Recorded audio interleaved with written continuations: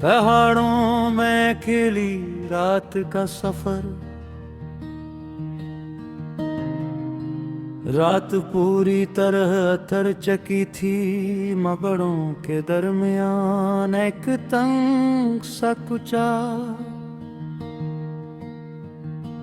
रास्ता था जो ऊपर की तरफ जा रहा था। दिन भर की थकन के बाद अब हर तरफ खामोशी थी। न किसी गांव की रोशनी, न किसी शहर की आवाज। सिर्फ ठंडी हवा, सियाह आसमान और दूर कहीं गूंजती हुई किसी परिंदे की आवाज। मैं इस पहाड़ी रास्ते पर अकेला चल रहा था।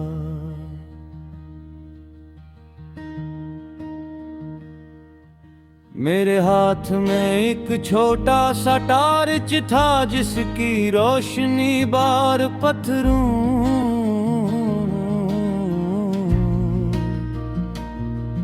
और मिट्टी पर पड़कर रास्ता दुखा रही थी। और कदम एहतियात से उठाना पड़ता था,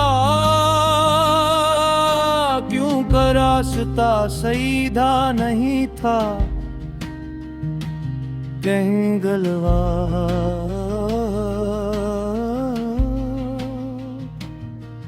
कहीं मोड़ और कहीं फिसलनी।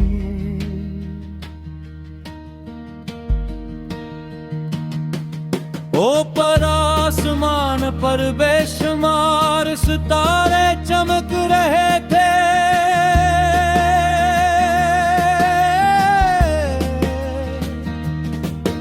ऐसा लग रहा था जैसे किसी ने सियाह चादर पर चंदी के ज़रात बुखेर दिए हूँ।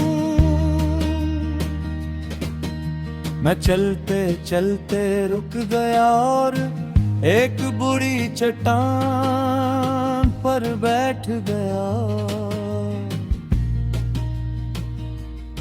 हवा तेज थी और सर्दी बढ़ रही थी, मगर इस खामोशी में एक अजीब सा सुकून था। ये सुकून शहर में कभी महसूस नहीं होता। शहर में शोर है, रोशनी है, मगर सुकून कम है। यहाँ खामोशी है, अंधेरा है, मगर दिन में एक अजीब सी वुसअत है।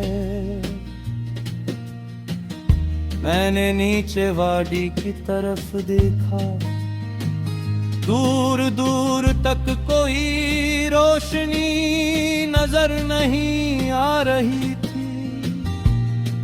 बस पहाड़ों के साए एक दूसरा सा मिले हुए थे, जैसे वो भी रात की चादर और कर सो गए। सोचा कि जिंदगी भी शायद इसी पहाड़ी रास्ते की तरह है। कभी सीधी, कभी तुनी, कभी खतरनाक और कभी ऐसी के जिस पर अगला कदम भी वाज़ह नजर ना।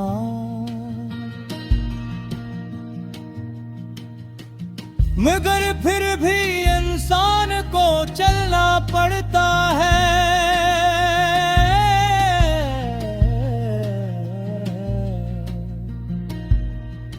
रखने का मतलब अक्सर पीछे रह जाना होता है। मैंने अपनी जिंदगी के कुछ फैसलों के बारे में सोचा, कुछ रास्ते जो आसान लगे मगर गलत निकले, कुछ मुश्किल रास्ते जिन्होंने बाद में मुझे मजबूत बनाया, और कुछ ऐसे लम्हे जब मुझे लगा कि शायद अब आगे बढ़ना मुमकिन नहीं। मगर वक्त ने हमेशा कोई न कोई रास्ता निकाल दिया। यही पहाड़ मुझे भी सिखा रहे थे कि रास्ता हमेशा मौजूद है, काहे बस देखने का हौसला होना चाहिए। मैंने टर्च आन की और दोबारा चल पड़ा। हर कदम के साथ पत्थरों की आवाज आती थी।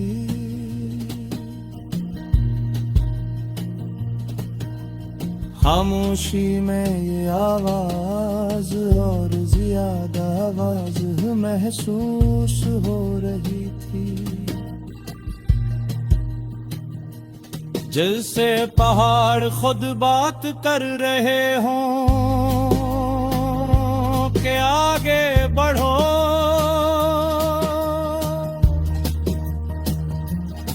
रुको नहीं, मैं हंसता ऊपर की तरफ बढ़ता रहा।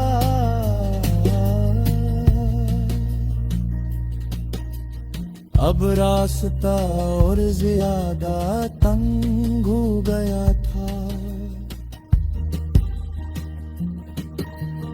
एक तरफ गहरी खाई थी और दूसरी तरफ ऊंची